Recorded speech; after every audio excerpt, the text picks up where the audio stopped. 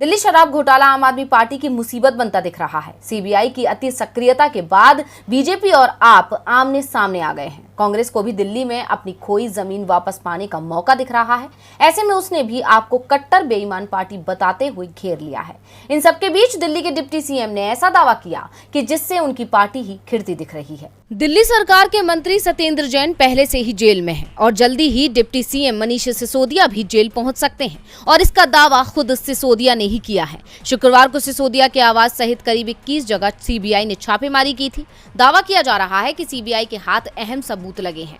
दूसरी तरफ आपने इन दावों को खारिज किया है। इन सबके बीच मनीष सिसोदिया ने चौंकाने वाला खुलासा किया है। सिसोदिया ने कहा कि सीबीआई के अधिकारी अचानक मेहमान बनकर मेरे घर आ गए थे, लेकिन उन्हें कुछ भी नहीं मिला तो वो मेरा मोबाइल ही ले गए। अब 2-4 दिन में मुझे गिरफ्तार भी किया जाएगा और वो भी ऐसे मामले में जिसमें कोई गड़बड़ी नहीं हुई है। सिसोदिया ने दावा किया कि दिल्ली सरकार की नई शराब नीति शानदार थी, जिससे दिल्ली सरकार को हर साल 10,000 करोड़ रुपए का राजस्व मिलता। सिसोदिया के दावे पर केंद्रीय मंत्री अनुराग ठाकुर ने पलटवार किया है। ठाकुर ने कहा कि अगर शराब नीति शानदार थी तो फिर इसे वापस क्यों लिया गया। उन्होंने केजरीवाल सरकार को रेवड़ी और बेबड़ी सरकार बताते हुए कहा कि आपकी हालत ऐसी थी कि अगर चोर को दाढ़ी में तिनका दिखा तो उसने बचने के लिए दाढ़ी ही मुंडवा ली। बिल्कुल इसी तरह मनीष सिसोदिया और अरविंद केजरीवाल को जब शराब नीति में भ्रष्टाचार सामने आया तो शराब नीति वापस ले ली।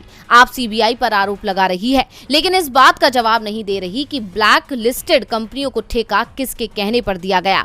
आपको घेरने में कांग्रेस भी पीछे नहीं है। कांग्रेस ने आज सिसोदिया के आवास पर प्रदर्शन किया और उनकी बर्खास्तगी की मांग की। आप नेता अलका लांबा ने मनीष सिसोदिया के कट्टर ईमानदार सरकार पर तंज कसते हुए आप सरकार को कट्टर बेईमान सरकार बताया है। शराब घोटाले में सीबीआई की जांच तो चल ही रही है, लेकिन अब इसमें ईडी की भी एंट्री होती दिख रही है। मनीष सिसोदिया पर जिन 3 धाराओं में केस दर्ज है, उनमें 2 धाराएं prevention of money laundering act के तहत आती हैं। ईडी के पूर्व डिप्टी डायरेक्टर सत्येंद्र सिंह का दावा है कि इस केस में अगले 1-2 दिन में ईडी की एंट्री हो सकती है।